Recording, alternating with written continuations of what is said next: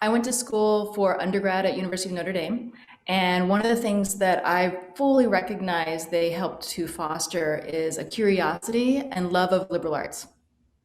And so the curiosity in the liberal arts, whether it might be courses I took in anthropology, philosophy, physics, like across the board, I recognize all of those find a nexus in the work that I make. And so rather than seeing an art class as being the only place where that can be investigated, they help support an investigation that was across courses and across disciplines.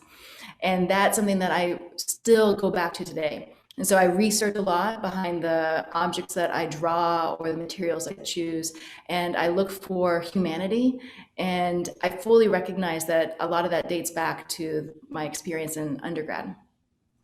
In courses that were specifically art courses, one of the things that I gained at Notre Dame was a love of sculpture. And so when I first went to college, I had focused mostly on two-dimensional making, and I had not taken any sculpture classes, and I avoided it. And so when I finally did take the required sculpture class, it was like the sky opened up and all of a sudden metaphor made sense.